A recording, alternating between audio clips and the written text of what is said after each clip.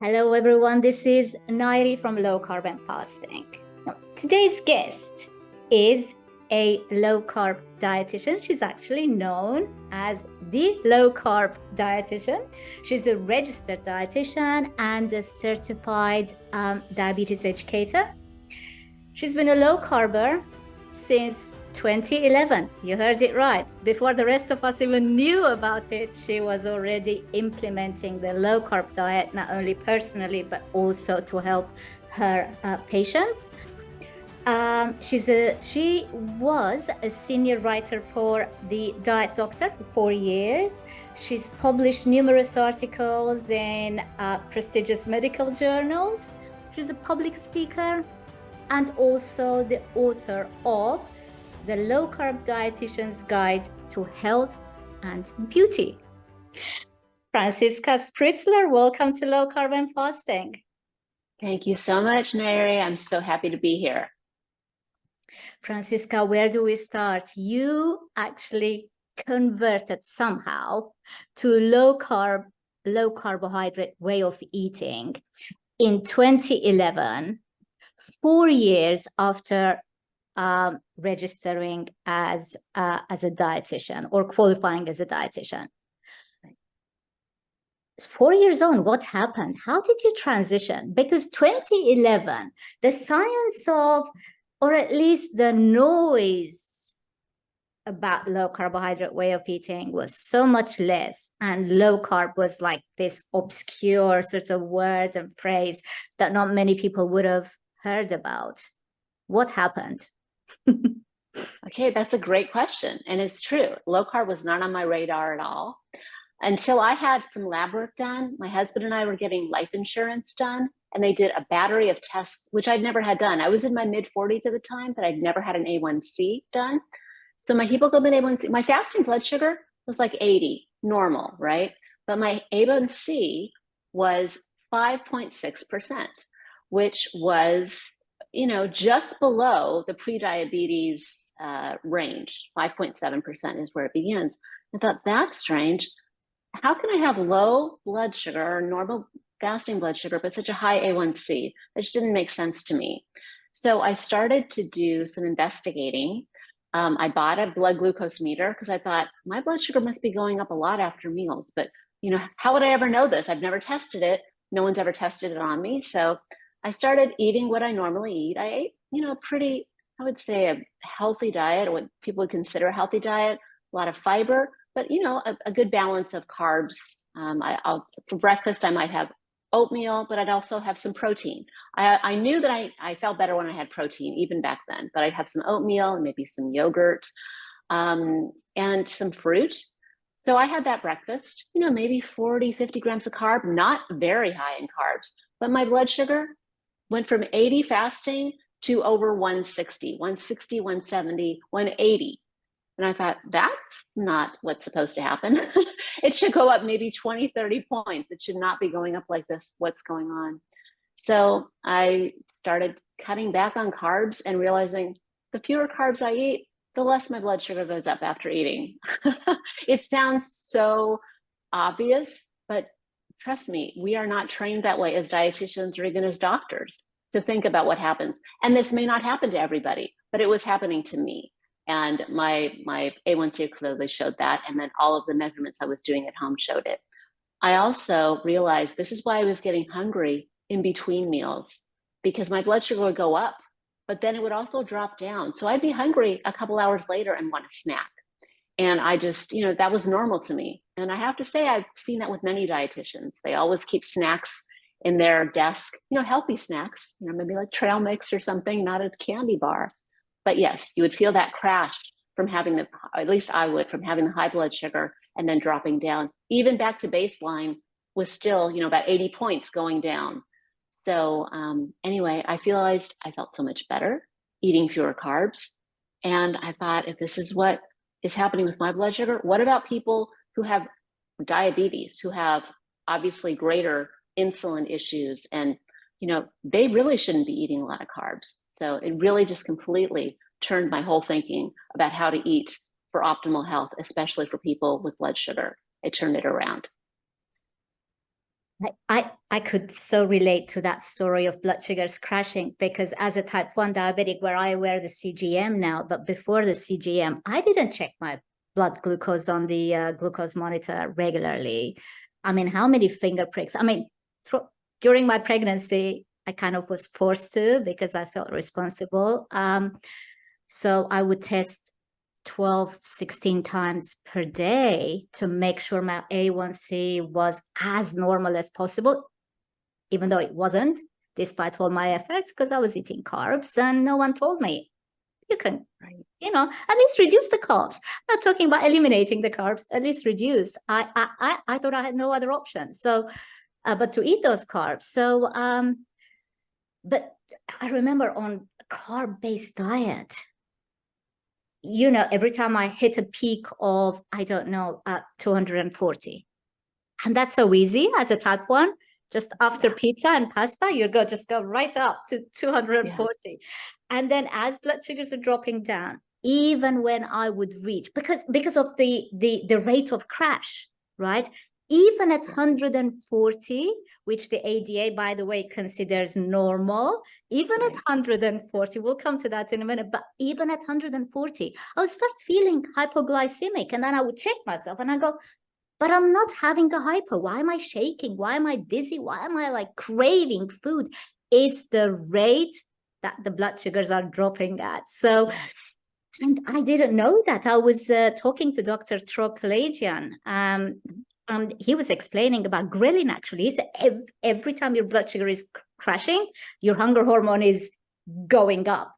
So you're craving food, even though you are nowhere near official hypoglycemic levels. It makes sense to not have those highs and not to have those dramatic crashes, doesn't it? Absolutely. Absolutely. For people with type 1 and type 2 diabetes. And at the time, I thought I might have type 1. I thought I might have LADA. I thought my fasting blood sugar is normal, but I'm reacting after meals. So, I had tests done. I was like, because I was lean. That was the other thing. I'm like, I don't have any risk factors for type 2. How could this be?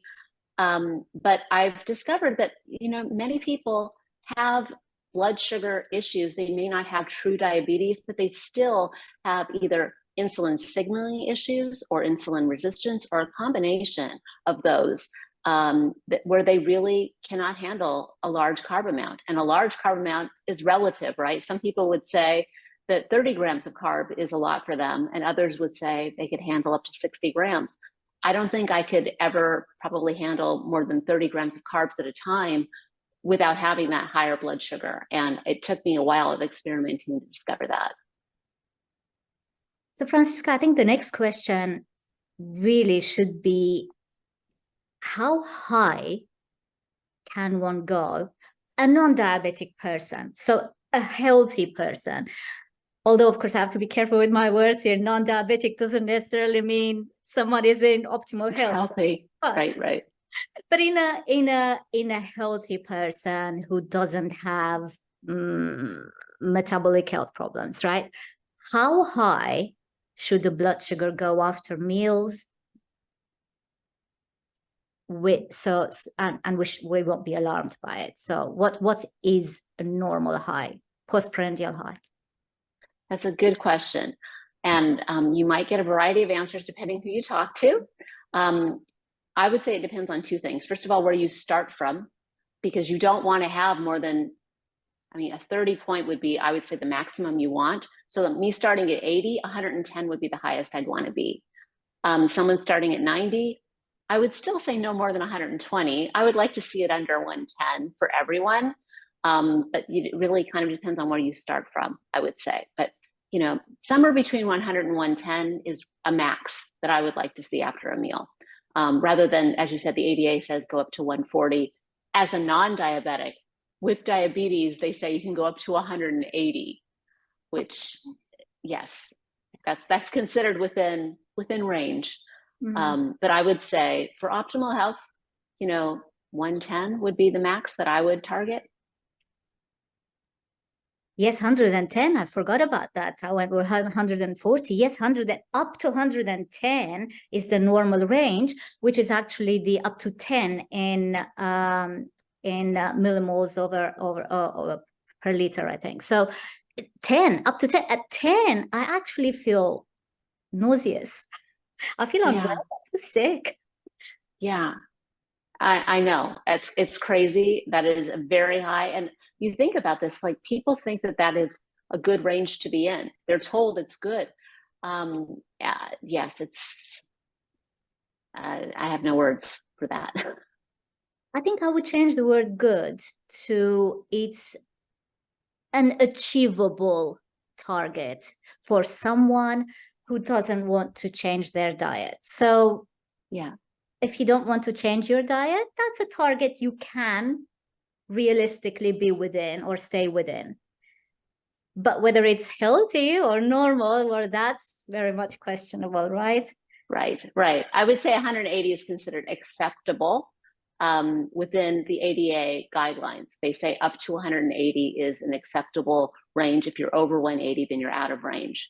But for people who are regularly testing and getting 180 and thinking that that's good, that's where they should be, over the long term, you know, that they get a lot of damage. And that's just their testing at 180. Maybe that wasn't their peak unless they have a CGM to tell exactly what their peak is. People don't know exactly, you know, unless you're testing every few minutes, you're not going to know exactly what your peak is after a meal. That's why I love the low carbohydrate way of eating, because I don't feel I'm starving. I'm never hungry.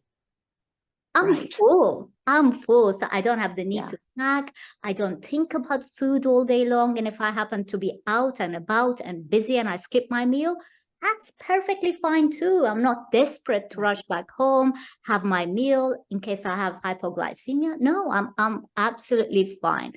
And also I don't feel deprived. There's so many good foods you can eat out there. So what if you swap the pasta with something maybe made with almond flour? Although, of course, that's not necessary. Or have cauliflower instead. Cauliflower rice. I'm very happy with that. I'm happy with that. I don't feel deprived at all. And the blood sugar fluctuations, of course, I would be lying if I came here and said, hey, as a type 1 on a low carb diet, high protein, low carb diet, I never have ups and downs. I'm just having flatlining all day long. I'd be lying if I said that. I'm not flatlining, nor is that my intention or goal. But my fluctuations, my ups and downs are within a very tight range. And that's exactly what I think. People trying to get us flatline, that's impossible. As someone with type 1, it really isn't possible to do it, but keeping those fluctuations in as narrow range as possible is healthier. You feel better. As you said, you're not hungry. You don't feel that need to eat from the constant roller coaster of a blood sugar. Yeah, that's something I noticed too, was how much fuller I felt. I'm like, I don't need to snack. I don't need to feel like, oh my gosh, if I don't eat something right now, I'm going to die. I can go a long time without eating and feel great, which I never experienced in my life before. And that's, you know, a huge blessing. And to people with type 1 diabetes, you know, it's pretty amazing to have that more stable blood sugar control without, you know, worrying about a severe low that just comes on out of nowhere because of, you know, the large insulin quantities that you have to take when you're eating more carbs. I think, you know, blood sugars are affected obviously not just by the foods you eat, by many other factors. And you, I mean, your teachings mention all of them, including the stress, exercise, and other factors. But if any of these factors, this is how I look at it, if any of these factors I can control, like the food, I can control the food. I can't always control the stress, or at least the external stresses. I do my best to, but I can't always control the weather. And that seems to affect whether it's cold, too cold, too hot, whether I'm sweating, or I can't control certain things, but I can control the diet. So why not? I mean, that's how I look at it. Yeah, just take out one of the variables, a very important variable. Yes. But yeah, you can't control everything. You're right. And getting sick when you get ill, you know, you can't control that. And that automatically will increase your blood sugar. You're going to have to do a lot of insulin adjustments, but at least you can control the food. And that's a 6-day thing. It's a very important thing to teach, is to not reach for, you know, when they say liquids, that doesn't mean fruit juice and sugary things. It means, you know, you do broth, you do, you know, if you do sweeteners, then you can do like a sugar-free Jello or something like that. Yeah. You mentioned the juice. That actually, I was thinking whether I should mention that. So I have a fasting group for type 1 diabetics on Facebook, because when I wanted to do fasting, and I wasn't necessarily thinking of multi-week fasts, right? Nothing crazy like that, nothing dramatic. The crowd would say crazy, but just maybe even skipping a meal. Or how about skipping 2 meals? I couldn't find any information out there. All I could find was, oh, as a type 1, you shouldn't do that. You should do it, or you should do it under medical supervision, which is understandable. But if you have the confidence to manage your own insulin dose, and you have a CGM, so you're in control of your blood sugars, or at least, you know, you're able to monitor them over 24 hours. I just couldn't understand why anybody would tell me I cannot skip a meal or I cannot fast because I'm type 1 diabetic. So I thought I'm going to do it anyway, because my medical team weren't, in fact, they weren't even in support of my low carbohydrate way of eating. So I just kept quiet and didn't share my details with them anymore.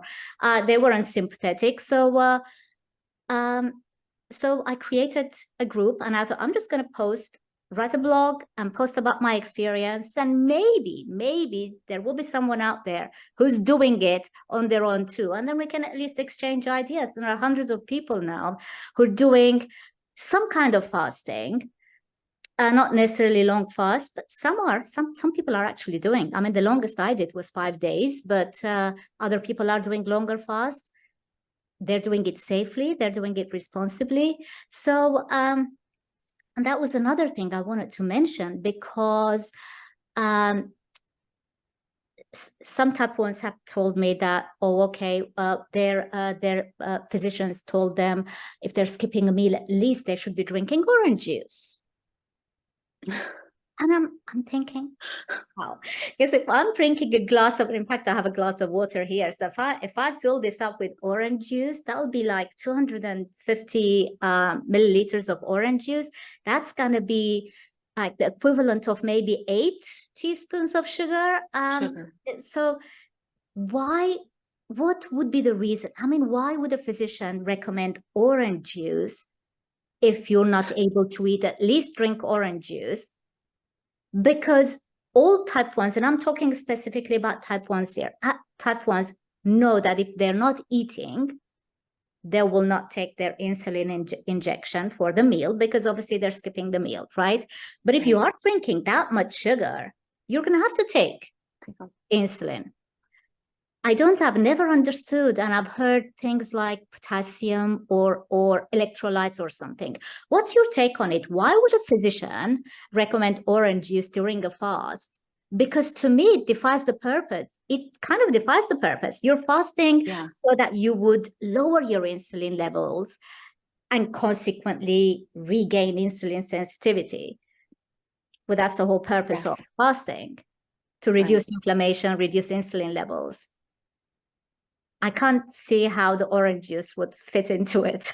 I've actually never heard that. That's very interesting that they would make that suggestion. And I'm thinking electrolytes. Orange juice has potassium, but that's about it. If you're worried about electrolytes, then tell them to drink bone broth. You know, you'll get more electrolytes with that. But I'm wondering, you know, when I worked in a hospital setting, and I talked about low carb for both type 1 and type 2, none of the doctors wanted to do it. And what they like is they want people to have carbs and take the insulin. They're much more comfortable with that. So I think the doctor knew when he made this recommendation, the person would need to take insulin. I'm just not sure why they would if why they would recommend that. Maybe they're thinking calories, like you would initially calories, but why choose a substance that provides really nothing but pure sugar and maybe a few vitamins? If they're going to say, I want you to at least eat some, have a protein shake or something, I would sort of understand that for people who say you do have a necessary protein need per day. But still, fasting, if you're not taking insulin and you're staying well hydrated, it can be very safe. Obviously, you want to be monitoring your blood sugar, ketone levels, everything. But to suggest that somebody with type 1 at least have orange juice if they're fasting doesn't really make any sense to me, and I'm not sure where that came from. So there is no logic. Well, that's what I No. thought. That's what I thought too. Because even I mean, I don't know all the details of electrolytes in orange juice, but I'm very aware of the sugars in orange juice, and so it just doesn't make sense. Even if it contained all the electrolytes we need, that sugar just defies the purpose of fasting. Exactly. So if you're going to do that, you might as well eat, and then eat more nutritious things. Because really, orange juice is a very good source of vitamin C. It's got some potassium too, and a few other vitamins, but that's it. It doesn't have any of the other things that your body needs as essential nutrients. So I don't see the purpose of just giving yourself basically a huge sugar bolus when you're trying to fast to improve your health. So. Okay, so that's the orange juice discussion. I haven't asked anyone else this before, but okay, so thank you for that. Now, let's talk about the essential nutrients. Because sometimes you read people who are against the low carbohydrate or even a ketogenic diet saying that, okay, so you're missing out, or on that diet, you're going to be missing out on a huge number of nutrients. Do they know what they're talking about? No, they really don't, because there is, if you follow a ketogenic diet and you are getting, adequate amount of protein and fat to meet your needs, you are going to meet all of your essential nutrient needs.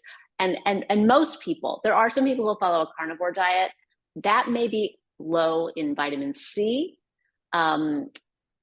But some people who follow that way of eating will say you don't need as much vitamin C if you're on a carnivore diet. Truly, there hasn't been enough high quality research on that, so I'm not really going to talk about that too much. But for most people who eat even a little bit of carbs, even 10 grams a day of leafy greens, you're going to be getting all the nutrients that you need. There's nothing in whole grains, there's nothing in fruit, there's nothing in any other high carb food that you can think of that you can't get with a well-formulated low carb or ketogenic diet. There's just nothing you're going to be lacking. So that argument really falls. And there have been some studies showing that. I even did an article in one of the things that I published about showing how you really are meeting your nutrient needs if you're eating, if you get a variety of foods and you're making sure to meet the protein needs, because most of the protein foods are very rich in all of the nutrients, especially meat, red meat, fish, eggs as well. Eggs are rich in most of the nutrients, not all of them, but they do contain iron, they do contain choline, they do contain vitamin E, they contain a lot of the vitamins that you need. So all of those things put together, you're going to be, having a very high nutrient intake, meeting all your nutrition needs with very, very few carbs. With very few carbs, but those carbs coming from vegetables and not from flour or flour. Exactly, from vegetables, exactly. Nuts, for people who are, there's some people who have nut allergies, they can't have nuts, but nuts, vegetables, seeds, some dairy. There's a little bit of carbs in dairy, a little bit of carbs in eggs even. The only foods that really have no carbs, and even then there's probably trace amounts, would be like meat. But eggs and cheese have minimal amounts of carbs. But yeah. So, okay, so organ meats. Do we all have to eat them? A lot of people out there are thriving without having to eat organ meats. I don't. I'm very happy with people eating them. I actually make it for my mom too. I make it for my mom, but I just can't touch it. I tried. It's not that I couldn't try. I just can't. Am I missing out on something absolutely essential like zinc or maybe liver, specifically liver, for example?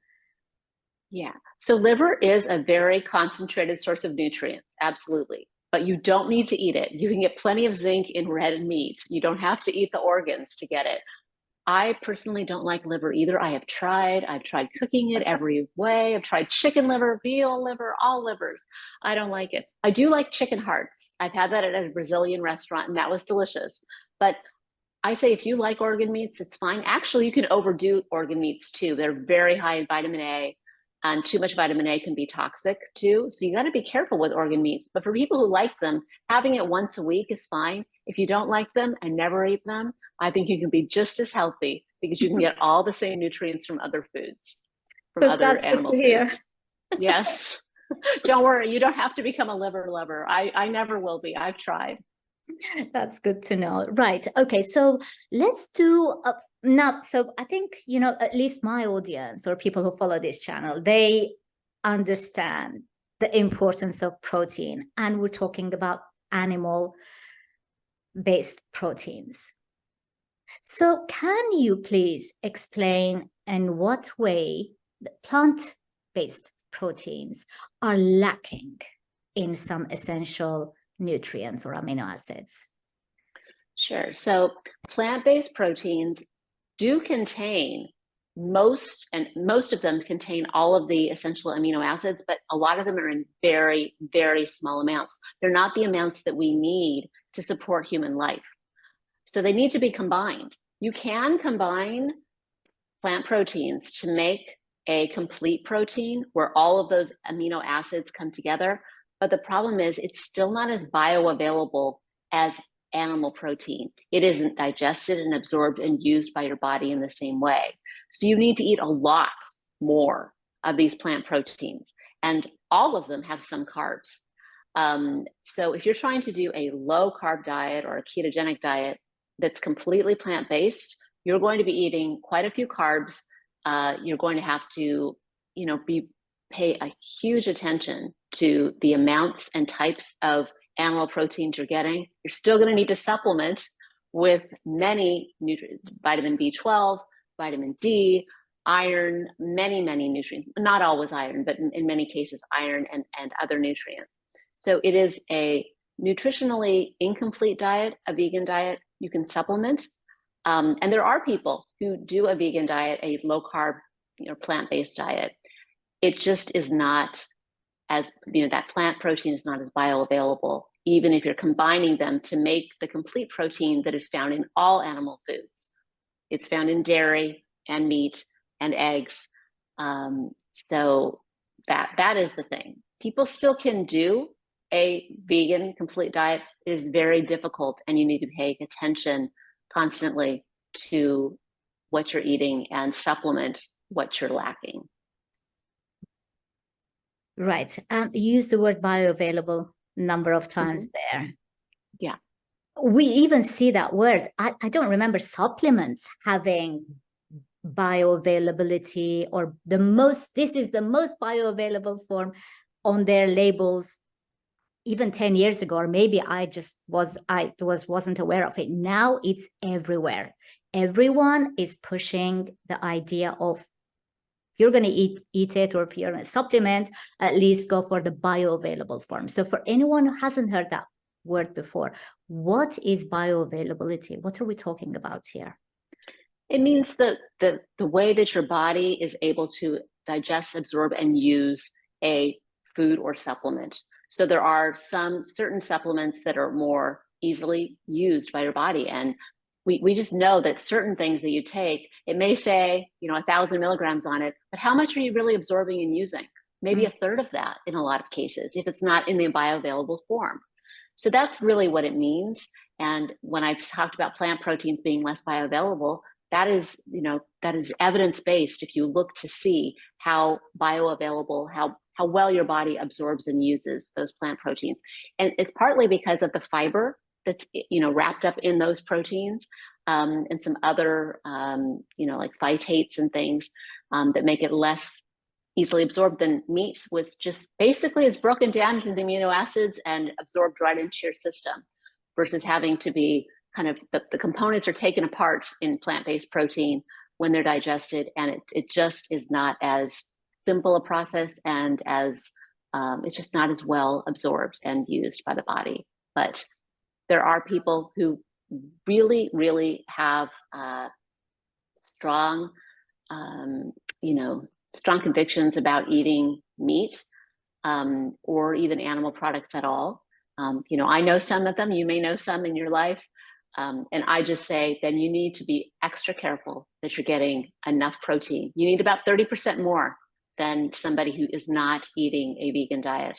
And you need to supplement, because you're going to run into trouble. It may not be next year. Some people can go a lot longer before they run into trouble, but eventually anyone who is not being extremely conscientious about supplementing and getting that protein is going to have some kind of deficiency or complications down the line. Mm-hmm. Yes, and it's interesting because when it comes to the supplementation for vegans, and I was a vegetarian for 30 years. Oh, you were? I was a vegetarian for 30 years, up until 4 years ago. So when I sat down at a table, realized I had to start eating meat, and I cried and I cried. I was like a child. I cried after not eating meat for 30 years. A few pieces of crumbled bacon mixed in my scrambled eggs, and my husband sat there with me patiently. I was a 5-year-old girl. I couldn't help myself. I cried because it was in my mouth and I couldn't chew it. It was so unfamiliar to me. So I have full sort of sympathy for people who are transitioning, and they find certain things, even the texture and the idea of chewing on meat.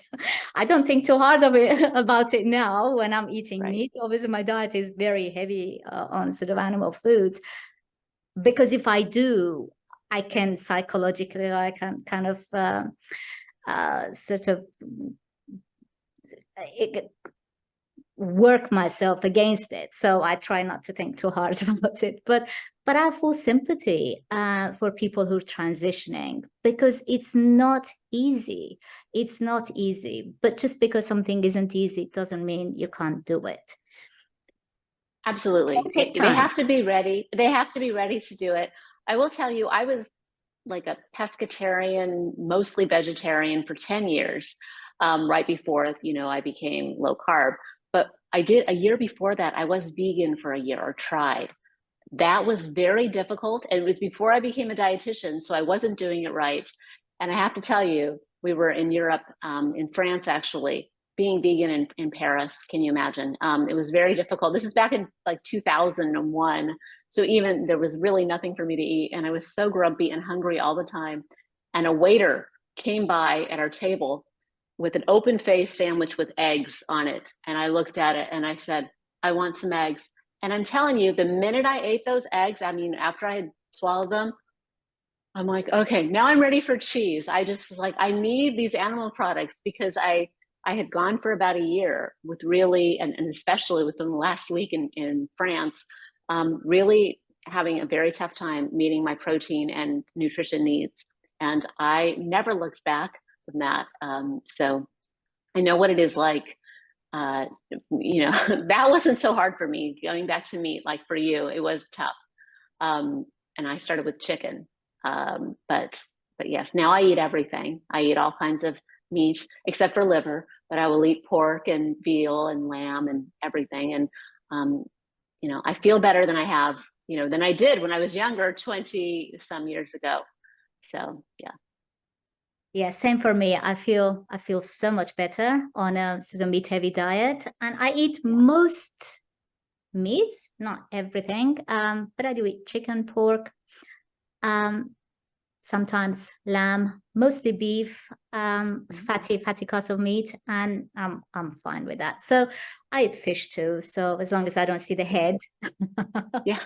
I'll Because then always love fish. Yeah. it looks too much like the animal that it is, of course, Yes. then I just so it's a cycle. There is a psychological barrier, but I try to overcome it for my health. It's important. And the most amazing thing is not just how you feel better, your brain functions better, but also how it reflects on your blood sugars.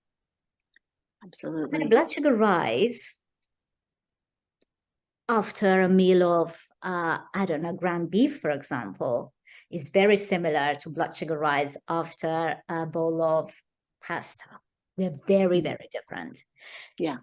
Okay, so let's talk about, and some people think that, protein absolutely has no effect on blood sugars. That's not the case. That is absolutely not the case. And type 1 diabetics, I think, we're doing the carnivore diet now. We're very close to carnivore diet, meat-heavy diet. They understand that they still need to take insulin to cover at least part of the protein. So what's going on there? There's this joke going around. I don't know if you've seen it on Facebook that, when that protein that you eat will convert into cake. It's obviously, okay, but it will have some effect on your blood sugars, not the same way cake does, obviously. But part of that protein is going to turn into cake. What's happening there biomechanically? Yes. Well, the only person that's actually going to see that rise in blood sugar is someone with type 1 diabetes, because basically what happens when you break down protein into amino acids, your body releases both glucagon and insulin, and they have opposite functions. So glucagon causes your liver to release sugar or glucose, and insulin does the opposite. Insulin counteracts that rise in blood sugar. So it will start to rise a little bit. Insulin is instantly secreted in someone without type 1 diabetes. Someone with type 1 diabetes has to act as their own pancreas. And so to cover that rise in blood sugar, you need just a little bit. It's not as sharp a rise as if you eat carbohydrates, but that glucagon will still cause a rise in blood sugar that needs to be counteracted with the insulin that you inject. So that's the thing. You can't just eat a complete meal, lots of protein, and expect your blood sugar to stay steady if you don't have your own insulin kind of counteracting that glucagon response. Wonderful explanation. If I can find, because I've saved some of my graphs where I've had exactly the same meal, say probably ground beef, I can't remember this from 2 years ago. And then I've taken insulin to cover the first time, to cover the same meal. And the second time I didn't take any insulin, just to see how high I would rise.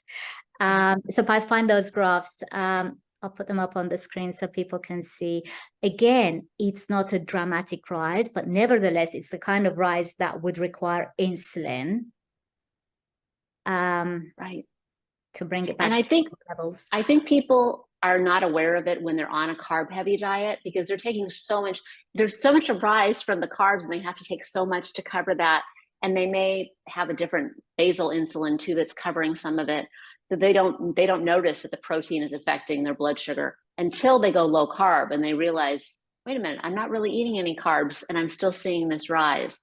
But I'm not sure how many people are really taught this, or if they read about it. I don't know I know Dr. Bernstein talks about it, but outside of his instruction, a type 1 going low carb would need to know about this. Otherwise, they might think, low carb doesn't really work. My blood sugar is still going up and I'm not eating carbs.